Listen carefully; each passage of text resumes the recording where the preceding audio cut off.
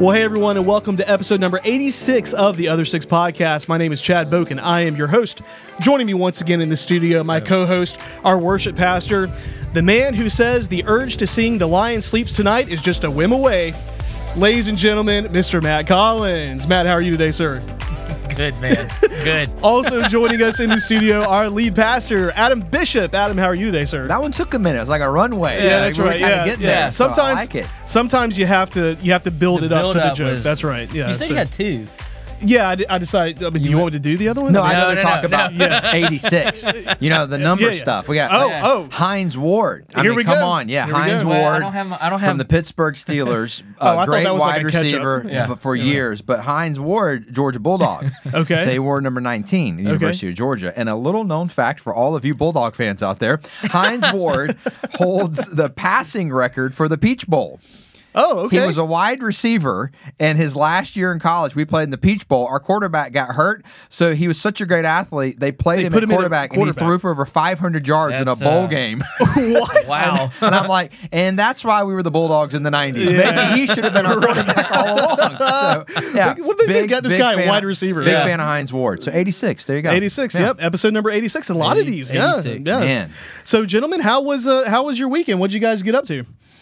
Speaking of the Bulldogs, we went over to right outside Athens, where we used to live, close to Bethlehem Church. Yeah. Brock Bowers, tight end for the Dogs, and Brock Vandergriff, who quarterback that I talked about a few weeks ago. I built Auburn fans' hopes up.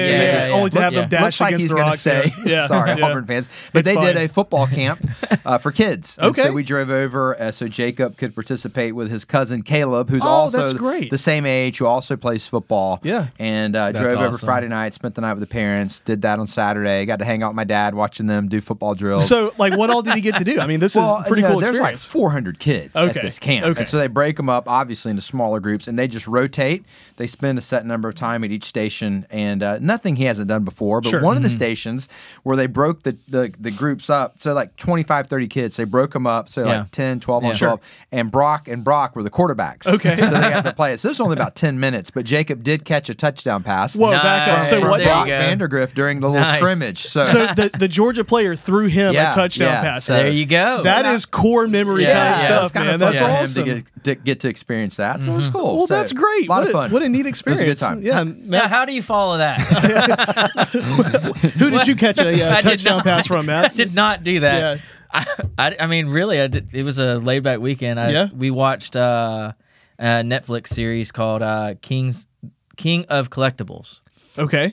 King Gold. We King need Golden. a new show. Okay. King Gold. Unpack I mean, this. It's. Is this one of those like screensaver shows for your mind? Like it's all on like while you're basically, doing you're shaving it. Well, I'm shaving in the morning and it's all. I don't shave obviously. Gotcha. But I trim. Trim. No, it's just like a guy, Ken Golden auctions. You ever heard of that? It's like they sell like super. None of us could afford anything that they're selling. So it's based in reality. Yeah, okay. They're tracking down these collectibles. One it's of like them is high-end American pickers, kind of. Yeah, like that. Gotcha. And then they auction it off, and they make money off of it. It's really cool. Hey, nothing wrong with that. Messi's God jersey bless was the on USA. there. No capitalism. That's right. I like it. That's right. They're international. You ever watch that show, American Pickers? No. So these guys drive around in this van and they just pull up. Usually it's some sort of, imagine like your granddad's old farm type place.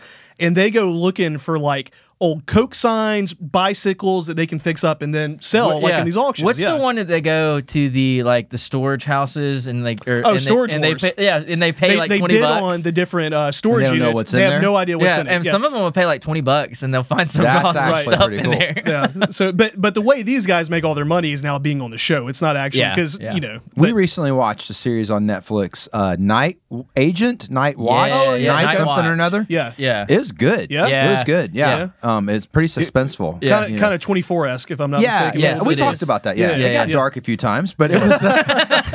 Well, it's night. Of course it's dark. In the end, it all worked out. So So what was yours again? What's it called? King of Collectibles. Okay. The Golden Touch. That's what it was called. There you go. We'll have to nice little check subtitle. That out. Yeah, it is. It's really interesting. That's why I clicked on it. All right. What'd you do, Chad? Man, our weekend was pretty laid back as well. We so I got to spend a good amount of time with the girls this weekend, which was great. Ava, Ava has gotten really into playing horse in our driveway.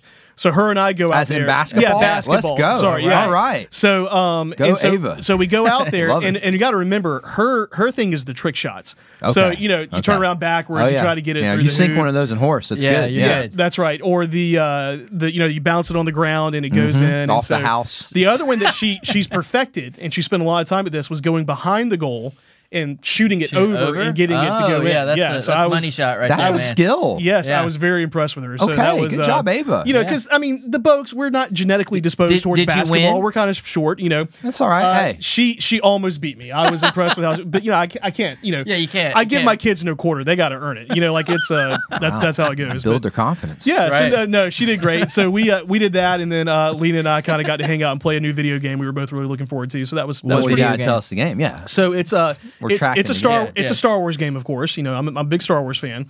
So it's a really, I don't know if anyone knew that. I would have never guessed that. Right. So it's like me and the Bulldogs. Everybody's like, enough. Yeah. So it's a sequel to a game. It's called Jedi Survivor, which is really great. The funniest part about it is you can customize your character, and so I put mine on with like an undershirt, and he had a mullet, and I'm like, Lena, this is peak Jedi right here. She did not like that. So it was pretty mullets. I saw a few mullets at that football camp. I bet you did. Over in Jordan, of course. Yeah, I think. Yeah. Wow. We're in the South here. Yeah, that's right. But no, it was, and if you have a mullet, congratulations, we're very happy.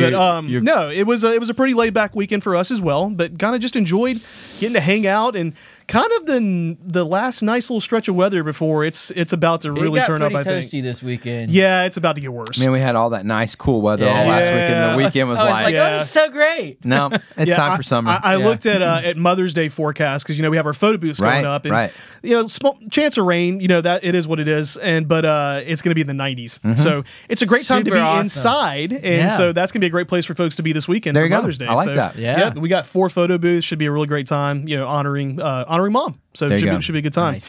But this past weekend, we continued our message series on Sermon on the Mount. And I loved the title of your message this past weekend. I'll never forget, Adam sends us his notes to put it in the screen. And the title, I look at it, says, Offending Everybody. So what made you pick the title, Offending Everybody, for this sermon? So sometimes when you sit down to write a sermon, you read the first verse, and you're like, oh, I know what the title of the sermon needs to be. And so you kind of type the sermon title, and then you write the sermon. Some weeks you write the sermon and you let the sermon give you the title. Right. This was one of those weeks. After writing the sermon, I'm like, yep, everybody's going to be offended. Everybody. So I just decided, let's roll with it. Like, let's go ahead and let everybody know up top. Offending everybody. Buckle up. Get ready. Yeah. I didn't write it.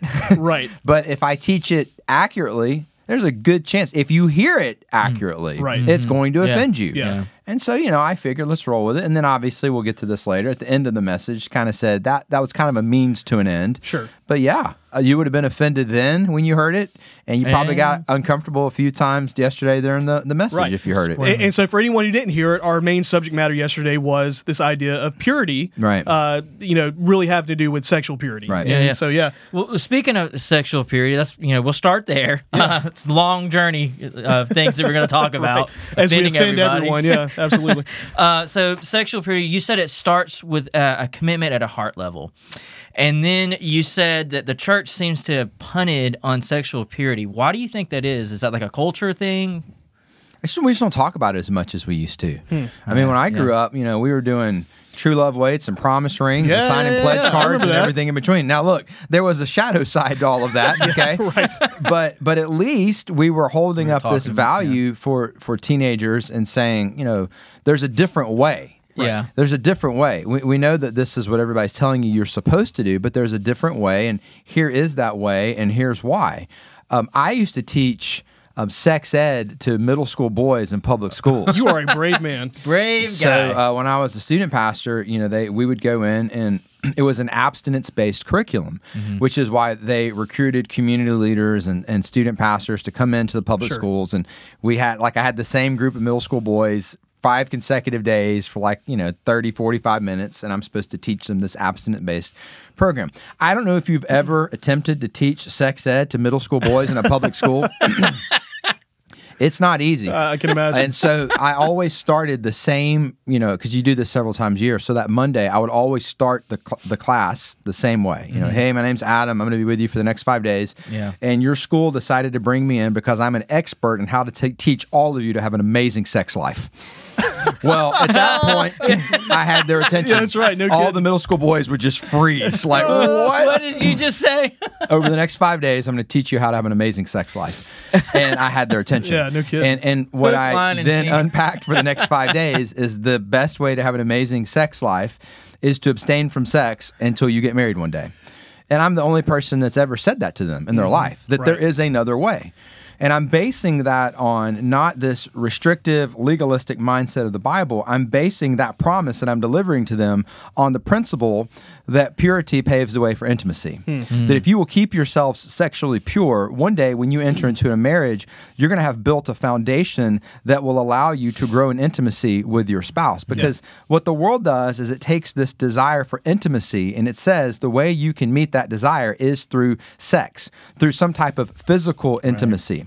And so a lot of people are looking for intimacy, but they've convinced themselves they're looking for sex. So they seek out sex. They have sex with multiple partners. And all that does is create hurt, anxiety, shame, guilt, and it reduces, not to the point of impossibility, but it reduces in the immediate here and now the ability to truly experience intimacy. So people who do enter into a marriage that have had, multiple sex partners along the way, God's grace is sufficient. Right. And obviously we know that.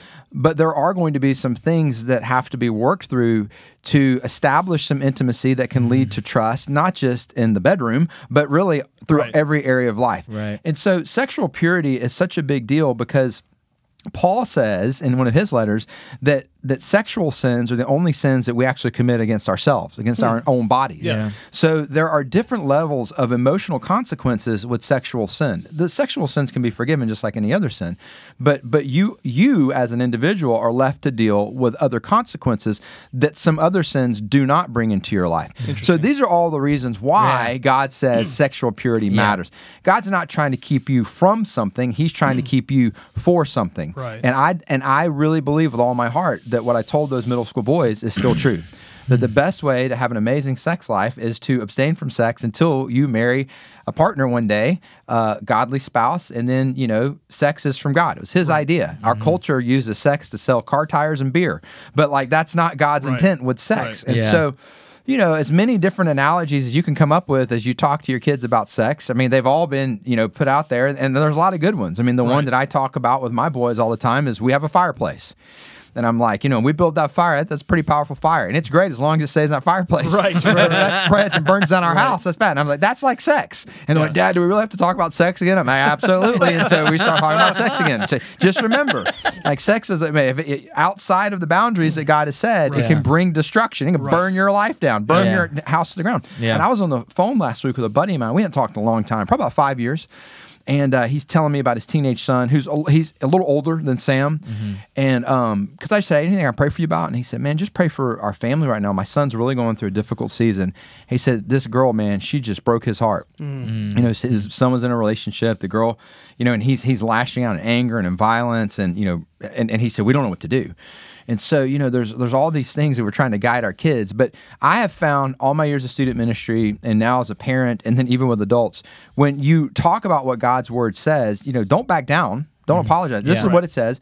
But then also help people see this is why it says it. And to go back to your original question, it just feels like we're not talking about that as much as we used to. Yeah. And I would like for us to rediscover that conversation because ultimately, I want my boys are going to make their own choices. Right. Yeah. That's between them and the Lord. I'm going to try to guide them as much as possible.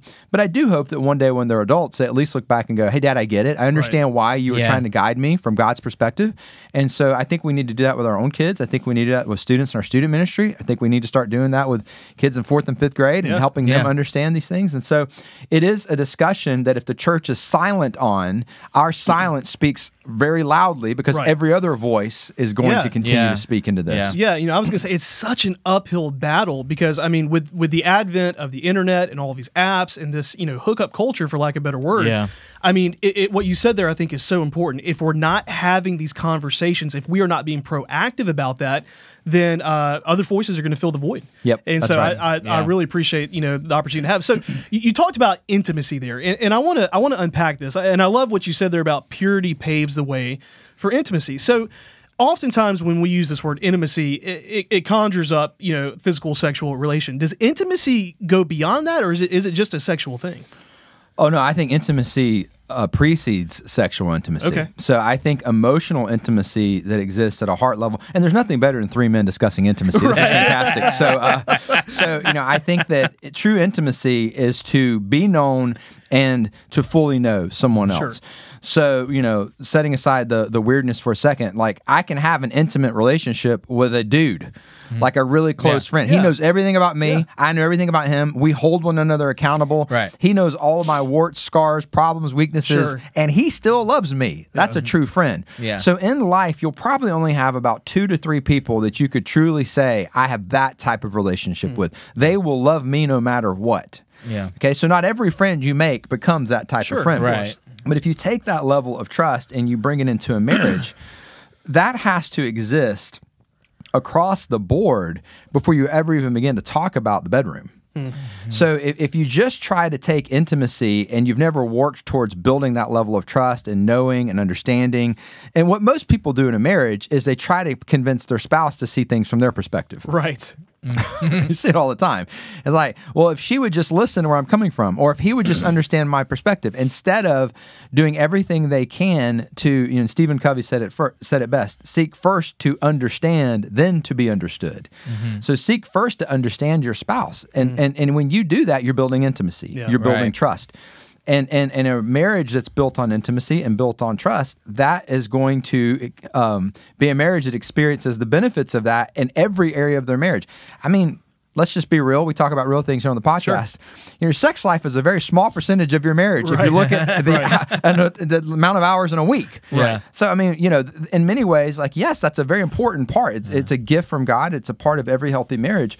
But intimacy has to take place in multiple other areas with your communication and with your finances and with your parenting and with your in-laws. Right. And you've got to build that trust in every area. And then I do believe there's a little bit of a bleed over in the benefits of those areas. But to only associate intimacy with sex is a mistake. Right, yeah. And it's interesting because, we do counseling occasionally, and I'll have occasionally talk to guys. They say, they're not very satisfied. And I want to go with their sex life. And I want to go, well, do you do the dishes?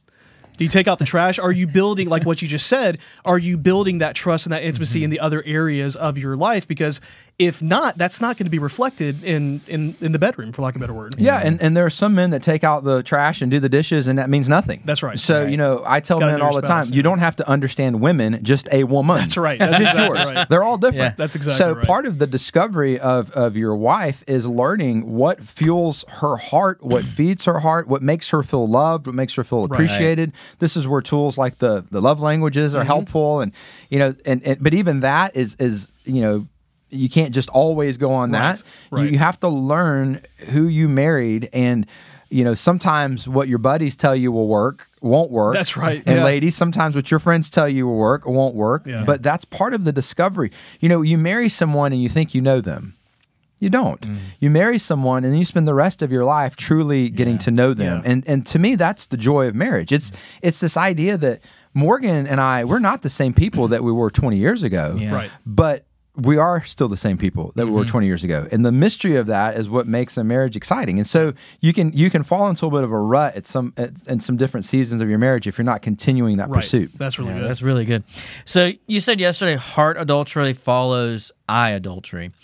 And then we can clearly see that Jesus says purity is really important. He uses some pretty dramatic figure of speeches. Yeah, pluck out your eye, cut off your hand, So, my question is this. What if you accidentally cross path or, you see something that you shouldn't? Is that sin? Looking and lusting are not the same thing. Okay. There's a difference. And you can't always control what you see. Right. Okay, that's the world we live in. Right. Yeah. I remember years ago. This is a funny story. So years ago, I think I can tell the story. Not what. Of course you can. So we take a bunch of college students to Slovakia to teach English to high school students.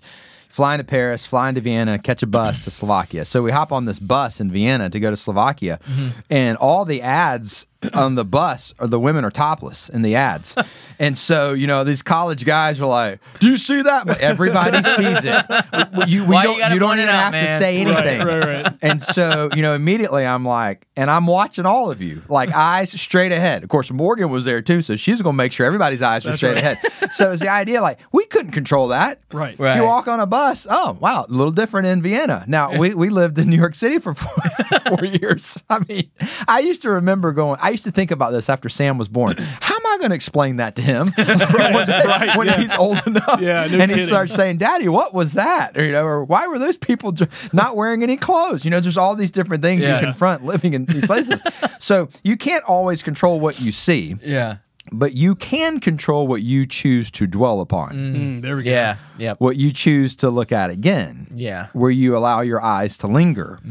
And so you live in a world where there are going to be things that you see that are inappropriate. Right. And what you're going to have to choose in that moment is to look away, is to not dwell upon it.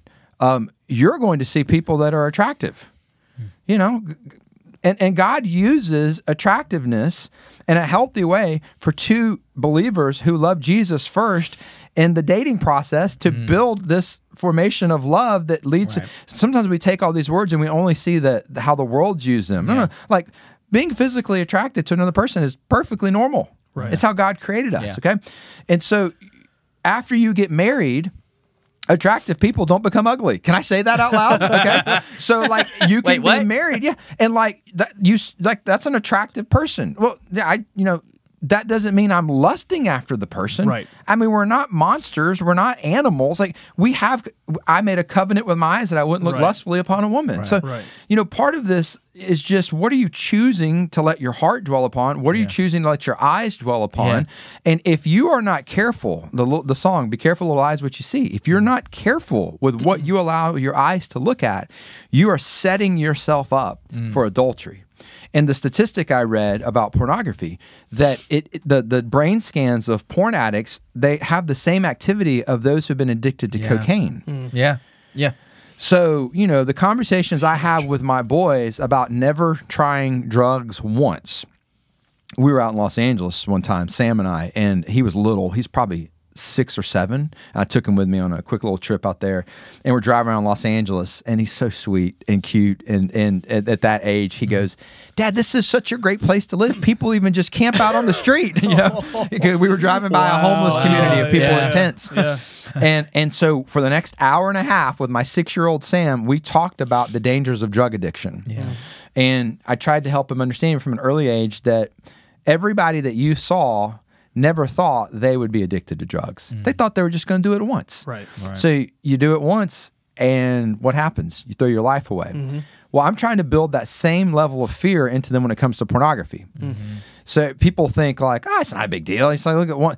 And you don't understand that we now have the scientific evidence, and we've all been told to trust the science, that your brain neurologically can get addicted very quickly to this. And then at that point, the same way we would look at a cocaine addict and go, hey man, just stop using cocaine. Right. Well, we understand the same. We look at a porn addict and say, hey, stop using porn. Like at a neurological level, there are some things that are happening. Well, what brought that into their life was a lack of eye discipline. Yeah. What brought that into their life was not making a covenant with their eyes that they wouldn't. So that's where that connection comes. And if we're mindful, and if we have boundaries, and all the other things that we place into our lives, like, you can walk with the Lord. Yeah. Right. Sometimes we talk about all these things in a way where we make it seem like it's impossible to pursue righteousness. No.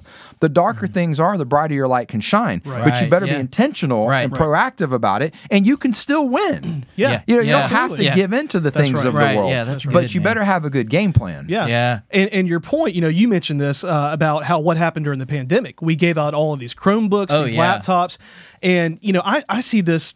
I see it a lot where like parents, like hear me, like you are responsible for helping to guard your children and to instruct your children. And like I had a conversation, my 8-year-old wants a phone. Do not give your 8-year-old a phone. I mean, and you've got to be very careful about how you bring that up. And I think it is such a huge responsibility. But your point about, what's going to happen with that? What's the result from that going to be? It's a dangerous game. It's a dangerous game. Yeah. It's so much easier when you're tired and it's the end of the day to just give the boys, you have daughters, give the daughters iPads, go do something. And look, you know what? Our boys will sit there on the couch and they'll play a game together with each of them having their iPads. Right. So, let's be real. Like this happens in my home. Yes, absolutely. But there's no interaction with anything online. Right. They're playing with one another. Morgan and I are monitoring that. There's a time restriction. Right. So there's and what we've had to realize with our boys is this is the only world they've ever known. That's right. Yeah. So technology, looking at an iPad is the same. It's the same thing. This is when I realized this, I'm like, oh wow. When they ask me, hey, Dad, can we play this game? It was me turning on TBS to watch Saved by the Bell. That's exactly right. It's the same thing. Yes. When I got home, I'm watching Saved by the Bell. Like, they don't even think, let's cut on the TV and see what's on. They want to do this game together. So there's no evil intent on their part. Yeah. That's right. And so I've had to recognize, they want to watch Saved by the Bell. Yeah. But put a time restriction on it, be monitoring it, be involved in it, and it can be a part of your lives and it can be used in a healthy way. Right. But to just have no restrictions or just fully trust or I don't want to be up in their business or think that there aren't adult predators out there that are working their way into these things, like you're just being naive. And so your kids can have technology as long as you're very proactive and you're involved in it. Right. And you have to develop a game plan as they get older to introduce them to that. I mean, I don't know if you guys know this, internet ain't going away, and it's more and more a part of our life. No. And so it's the age-old thing of like you have to teach your kids to want to be obedient with that. So I think your point was a very good one there. So shifting gears a little bit, you said something yesterday. You talked about how women have been kind of given a back seat over church history when it comes to this idea of lust and their responsibility versus men. And you even quoted a couple of Bible commentaries where there were some pretty misogynistic things that were said, probably in an attempt to rationalize sin or make things okay. So my question for you is this: like, what can we do as a church to not let that happen again? We need to show our sisters in Christ respect. Yeah. I mean, I don't know how to say it any other way, but we need to treat our sisters in Christ with the utmost respect. And it goes counter to the heart of God, counter to the teaching of the New Testament, to somehow insinuate that the lust that a man has in his heart is to be blamed for how a woman was dressing. I can't find that in the New Testament. Right. Now, I can find plenty of things in the New Testament that do speak to modesty. Sure. Yeah. There's a lot there. And if I had daughters, I would spend some time in those passages with my daughters. Right. But those passages are not to be used to then say, and when men are lusting, it's because women weren't following these passages. And that's the sentiment that I've picked up on. Yep. And it was the sentiment that unfortunately was perpetuated in a lot of churches like that I was growing up in. Every year when you go to camp, like all the girls were taught, make sure you don't wear clothes like this because, I mean, I heard someone say one time so that your brothers in the youth group don't stumble and fall. Yeah. We heard that too. Yeah. On what planet was that a biblical thought? The amount of insecurity that must have built into those young ladies, and the wrong picture that it planted in the minds of these teenage boys that women are to first and foremost be viewed as sexual creatures. No, they're image bearers of God that deserve respect. And the moment you are looking at women as sexual creatures, you're so far outside of God's will, I don't even know where to start. That the only woman you're ever supposed to even look at that way, think about that way, consider that way is your own wife. Right. So until you have one, you're not supposed to do that with any of them. Right. That's right. Right. See what I'm saying? So to present women, and listen, I want to talk about this for a second. Let's be careful, parents. You may have a beautiful daughter. I don't. I have beautiful boys. And I love the John Lennon song, beautiful, beautiful boy. All right, so I got beautiful boys. If you have a beautiful daughter and someone says to you, oh, you better be careful. When she gets older, there's going to be all kind of, you need to speak against that. No. We're not worried about that because my young daughter walks with Jesus and he guides her life. Don't let someone speak that into existence over her without countering it. Right. Yeah. Because that seed does not need to be planted. That person is literally looking at your daughter and speaking about her in a way that forms an identity around her attractiveness and or sexual nature. That's wrong. Yes, it is. Yeah. So as the parent, just speak against that. Oh, no, we're not worried about that at all. She's a beautiful young lady who walks with Jesus, and we know she's going to continue that. And you don't give them a left hook either. Right. I don't think they're trying to be terrible, but it's so in our culture. Yeah. I'm going to have to get my shotgun with my daughter. What are you doing? You're planting a seed in your daughter's mind that should be the way she leads herself when she gets into those years, teenage years, 20s. That's how the world raises kids. That's how the world speaks to these things. Don't speak to those things. And that's what I'm saying. Somebody maybe listening right now goes, you're making a way too big a deal about that. Maybe I am, but I would rather be intentional about speaking to these things than casual and not speak to these things at all. Yeah. And so I just think we have to work at that because we inherited a culture that just has all this in the water in church. Right. All this in the water in church. Yeah. And so our generation, we got some cleaning up to do. Yeah. And so we need to engage that in a proactive way. Now our kids will have to clean up some stuff that we did wrong. We get that. But we can at least see this for what it is and speak towards it. Good. Yeah, that's good. Well, let's circle back to what we were talking about a little bit before. Like you spoke about the harmful effects of pornography. So we're talking about that earlier. What are some practical things that men and women can do if they're stuck in that pattern of sin, or to avoid it altogether? So we did this event at the Journey Church in New York City. We could probably do this here. I'm not sure. We'll find out in its podcast. But it was called you let us know. Porn and Pastries and Porn and Pancakes. So you think we could get by with that? So the porn and pastries event was for the women in the church, and the porn and pancakes was for the men in the church. So we had 2 consecutive Saturdays. We do 2 breakfasts. Pancakes are cool. And we brought in this outside organization, Christian organization that works specifically with people who have become addicted to pornography. But they were coming to speak to the reality of the pornography industry and what nobody will tell you about it. And it was incredible. I mean, I was there, the porn and pancakes breakfast, and some of the men in our church were there with their sons that were 10, 12, 13 years old, and Sam had just been born. And so I remember thinking, man, if Sam were this age, I would so have him here to listen to and it was a great, great event. So part of that is what we're doing right now. Part of that is porn and pastries, porn and pancakes. Let's get this out in the open. Let's talk about this. Let's not let the white elephant in the room just stay the elephant in the room. Nobody ever speaks about it. Is it white elephant? That's the Christmas gift. Is it big elephant, red elephant, white elephant, stinky elephant? I think it's just an elephant. It's just elephant. All right. It can be any color. You can throw. I mean, so white elephant's the Christmas. Isn't that where you do the gift exchange? So it's an elephant. It's an elephant in the room. Elephant in the room. Red elephants on Alabama fans like those. I've never figured out the correlation with the anyway. So I digress. So the elephant in the room.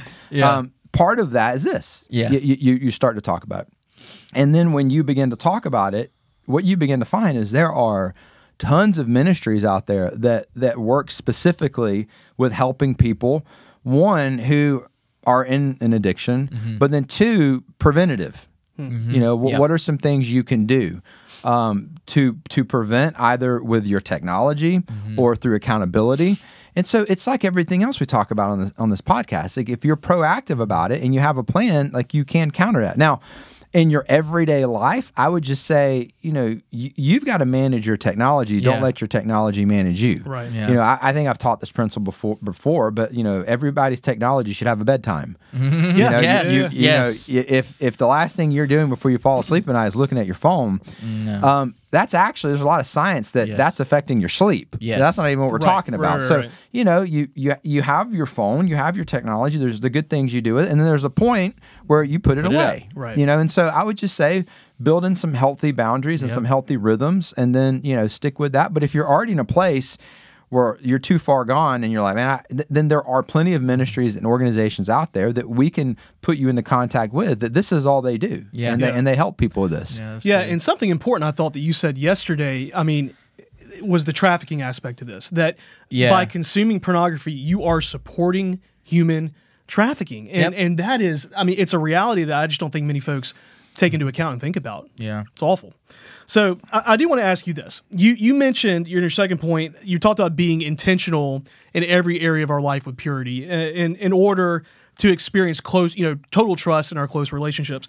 And so my question for you is, like, what does that kind of practically look like in our lives? Are there people in our lives that we literally tell every single little thing that happens and know everything about us? Or, like, what does that look like to experience that total trust in relationships? Yeah, I mean, I'm pretty sure if I went home tonight and tried to tell Morgan every little thing that happened in my life today, at some point she'd be like, "Okay, we're good." You know? So yeah, I mean, you've got to find. That's good. Sorry, yeah, that's good. Yeah. You know, find the rhythm of what works in your marriage, but the heart behind the question, my answer would be yes. Okay. Yeah. I mean, not literally everything. There's no part of my life that's secret, right? To Morgan, to you, to Hardy, to Matt, to the governance board. You know, I'm an open book. You know, right. So that's friend. kind of how my life is led, and I'm great with that because I got nothing to hide.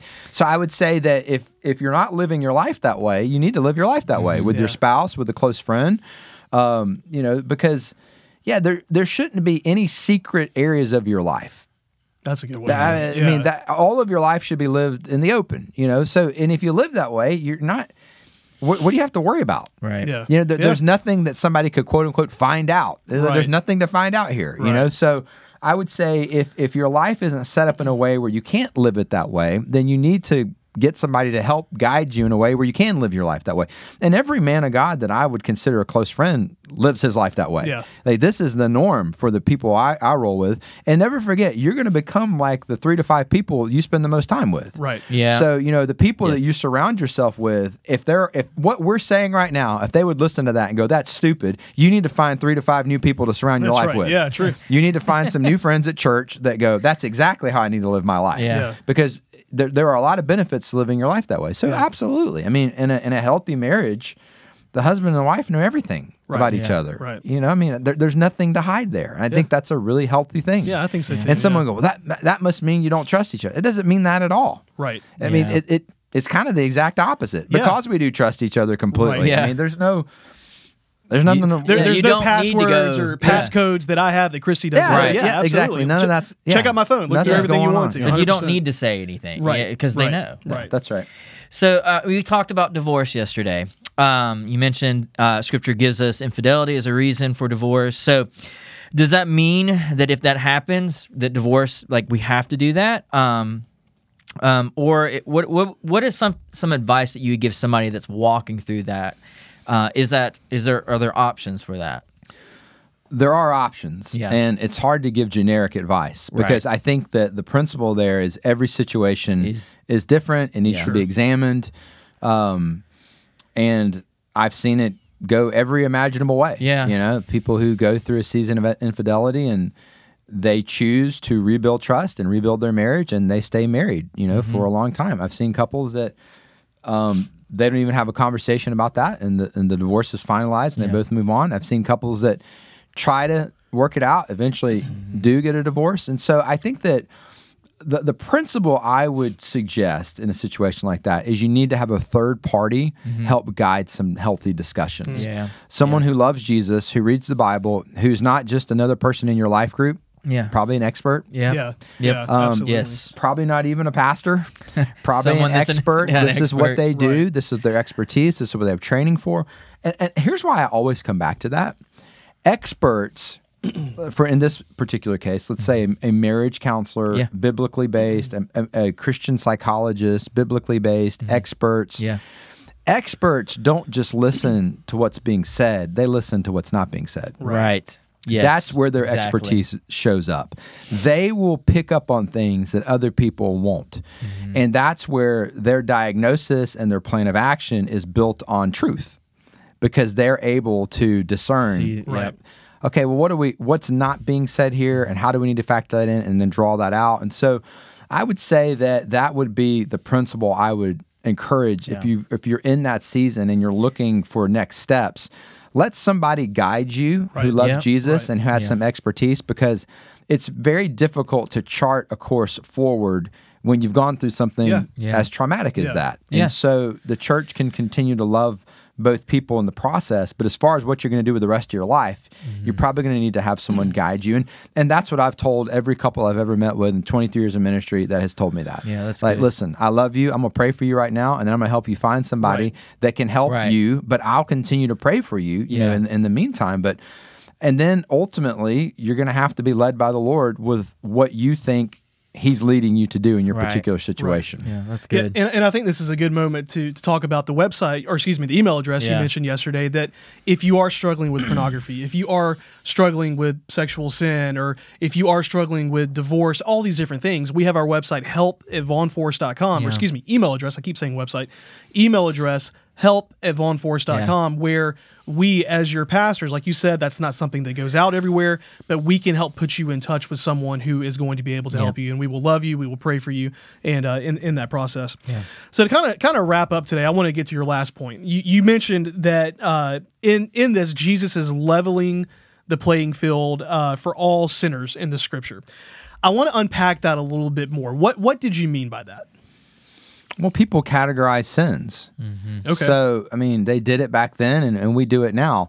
And the reason why we all do it is because we understand intuitively there are categories of sins. Right. So it's like, when I say that, everybody's like, well, of course we do, because there's a little difference between telling a white lie and robbing a bank. Right. You know, it's like there's a difference between, you know, getting in a fight and murdering someone. It's like, okay, I mean, how many more examples can I come up with, right? Yeah. And intuitively, the reason why we see those differences is because we understand they're going to bring with them different consequences. Right. And God actually wired us that way. I mean, God created us with this innate ability to recognize injustice and right and wrong. And that's a really controversial statement that I just made, because in most, you know, postmodern thought, it's like, no, you know, truth is relative and there is no right or wrong, and there is no, and I used to, you know, be on the debate team in college, and we would get into these debates with some teams that were from, let me just say, more liberal institutions than ours, and we would oftentimes find ourselves in these types of discussions. And when you find yourself in that type of discussion, the only way to take the discussion forward in a way where people begin to realize that's actually a bunch of crap, there really is right and wrong, the only way to take the conversation there is to get it dark pretty quickly. So let's talk about genocide. In what culture is the Holocaust okay? I'll let you talk now. Like, let's talk about genocide. And what culture is what went down in Rwanda in the early to mid-90s? Okay, your turn. And what culture is it okay an hour after a baby is born to take a sword and slice that baby in half? Which is why Solomon used that illustration with the two moms that were fighting over the baby. Because there's something in all of us that when we see that and hear that, we all go, that's wrong. Right. Yeah. Okay. So God has put something in every human heart to recognize that genocide and those are wrong. Right. Like, there's no, you know, so and all that to say that we recognize different consequences. So what ends up happening then, the inevitable conclusion is we develop a ranking system. I mean, this is cultural Christianity. Right. So as long as your sins don't tip too far on the ledger to the bad side, as long as the good outweighs the bad, acceptable sins, then when you get ready to go to heaven one day, God's going to go, we're good. You know, the good you did in your life outweighed the bad. That's why most people still in our country would call themselves a Christian, because they want a tip of the cap to hopefully getting to spend all of eternity with the big guy upstairs. You know, and I'm not as bad as a lot of people. So the most gracious thing Jesus could ever do is annihilate that way of thinking. To just absolutely, you know, toss a grenade at it. And make sure everybody knows, hold up. Yeah. The way y'all have constructed this thought process, paradigm, society is missing the heart of God. Yeah. And the heart of God is that all of you are sinners. So up until this point, when it comes to sexual sin, you guys were all thinking, as long as I haven't committed adultery or slept with somebody other than my spouse, I'm good. And Jesus is like, no, you're not good. because you've lusted in your heart, every single one of you, and that's actually adultery. Well, now we're all on the same page. Now he just leveled the playing field. Okay. So Jesus is doing that for them, and if we read his words accurately today, we should all be offended. Yeah, it's like, but I signed I went to the True Love Waits rally. I wore a pledge ring. I got the ring. I saved myself for marriage. And I've been faithful in my marriage. Like, surely I've got one up on everybody else. God says, no, you don't have one up on everybody else, because if you've ever lusted in your heart, you're just as guilty.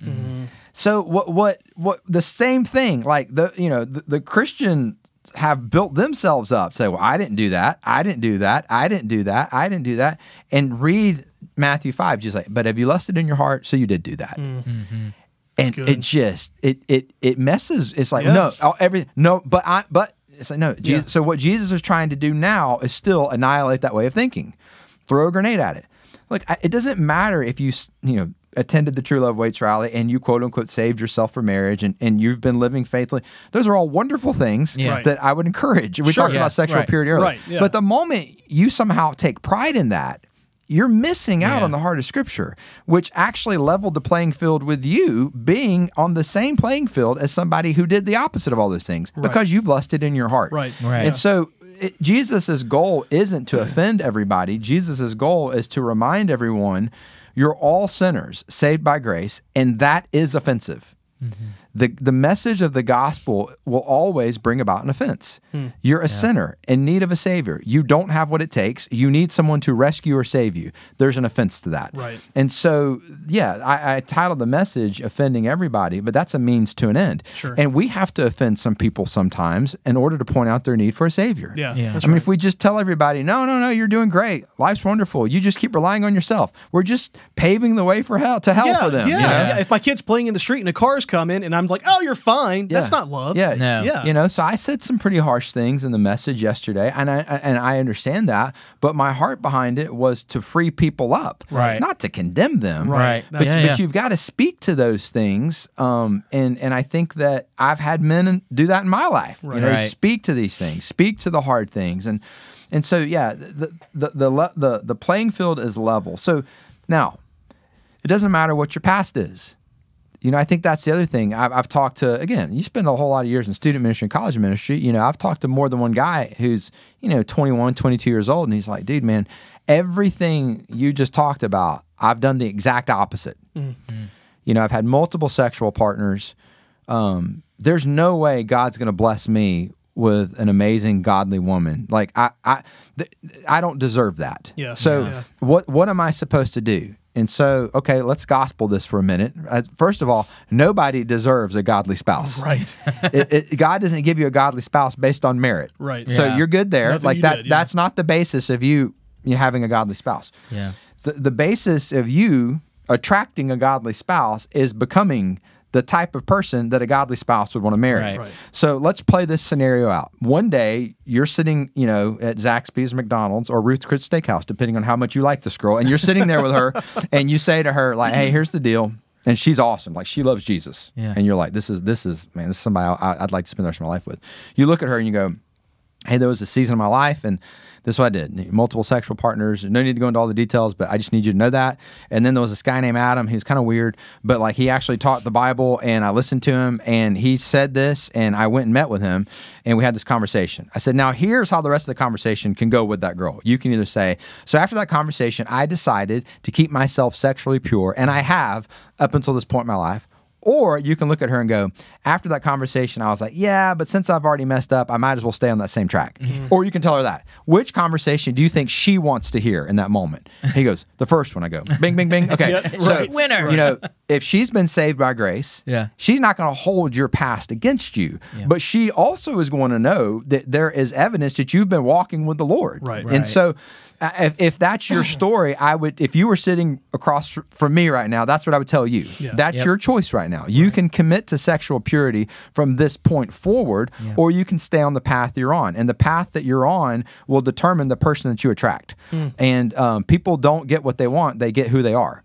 Yeah. And so if somebody else out there loves Jesus, they're looking for somebody who loves Jesus. And if you're living in a way where you don't love Jesus, you're not going to attract the person who loves Jesus. That's right. So, that's the choice you get to make. God's not going to hold your past against you. Your future spouse won't hold your past against you if they're walking with Jesus too. Yeah. But you do have a choice to make. And it will be countercultural, but you will be doing things God's way from this point forward. And I think that's a really good way to live. Yeah, that's really good. That is really good. Well, I've enjoyed this conversation, gentlemen, and we are going to be continuing this message series this Sunday morning at 9:30 and 11, Sermon on the Mount. We will continue on with the next verses. Join us here on campus for Mother's Day. Get some good photos made. Reminders. Now, if you're listening to this, haven't gotten Mom a present, make sure that you got Amazon. Yeah, that's right. Yeah, depending on when you're listening to this, Amazon can still bail you out. If not, I would encourage Hopefully you. It's today. Yeah, I would encourage you. Maybe there's a CVS open or something like that. Who knows? Yeah. But anyway, no, we gentlemen, I appreciate the conversation, and we appreciate you tuning in to the Other Six podcast. On behalf of Adam Bishop, Matt Collins, sound guy Jonathan, myself, we will catch you guys next time.